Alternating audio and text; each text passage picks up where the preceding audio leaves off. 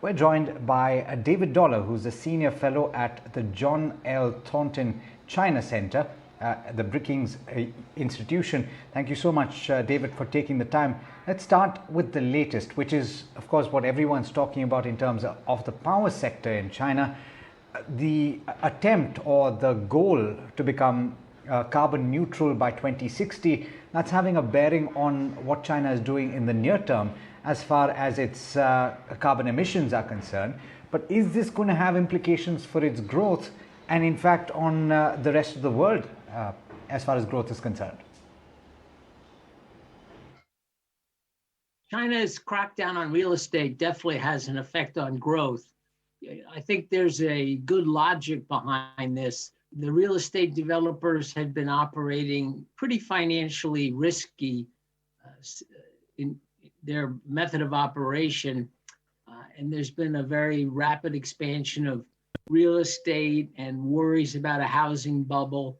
So in a lot of ways, the government has provoked this situation now by tightening up the financing regulations. That was over a year ago. So property developers have had plenty of time to develop, to respond, and to cut down their leverage. And Evergrande has had trouble reducing its debts. It's a firm that had expanded beyond real estate into electric vehicles and banking and other sectors. And so now they're trying to sell some assets and try to pay down their debt. And it's not clear if they can do that without going into a bankruptcy proceeding.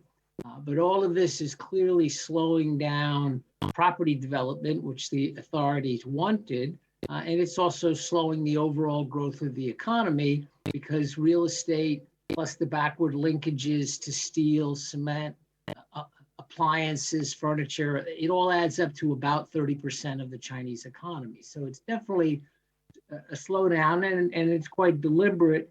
You know, the authorities are worried about financial instability, and they're willing to accept some slower growth in order to have a more stable financial situation.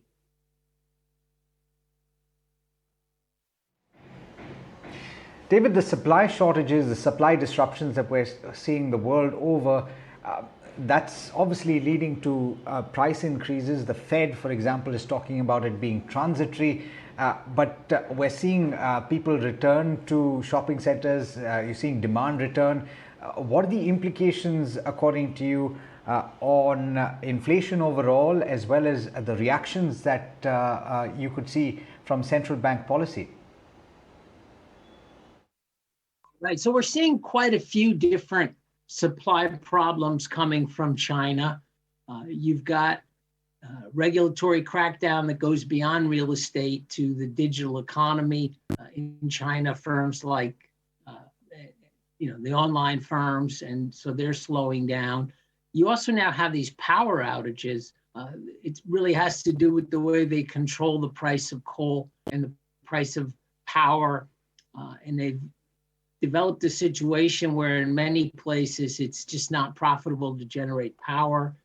Plus, cities have targets for improving energy efficiency, so they're shutting down power plants, and so that's definitely a bit of a supply bottleneck.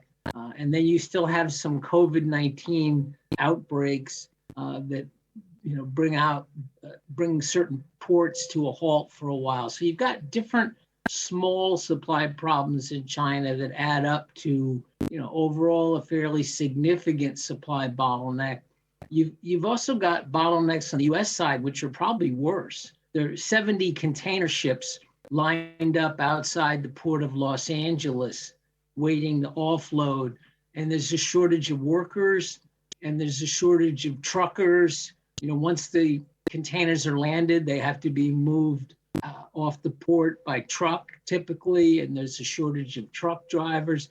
So the U.S. has got quite a few supply bottlenecks, and the combination is having a measurable effect on U.S. growth.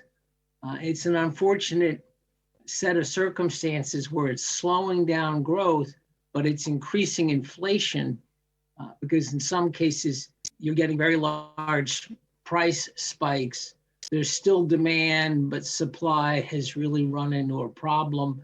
And you're getting localized price increases, and they're adding up to fairly significant inflation around 4%, which is high for the United States. So unfortunately, we seem to be, sliding into a difficult stagflation kind of situation.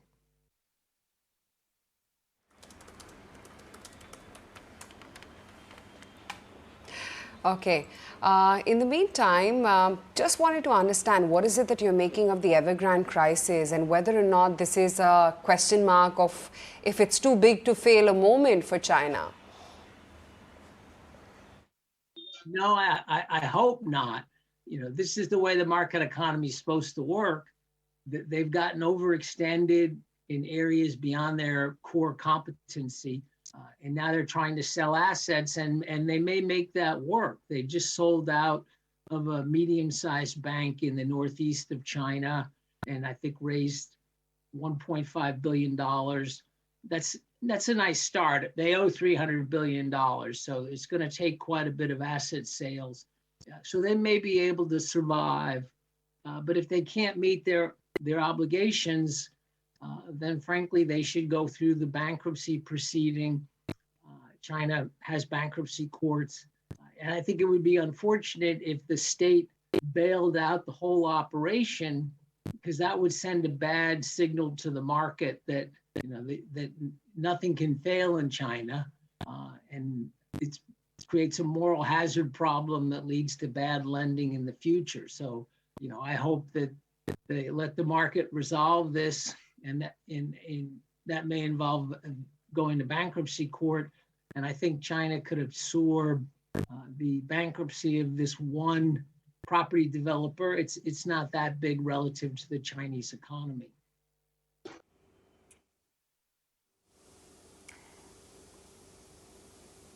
Right, David. We'll leave it at that. Thank you so much for joining us live here on The Market.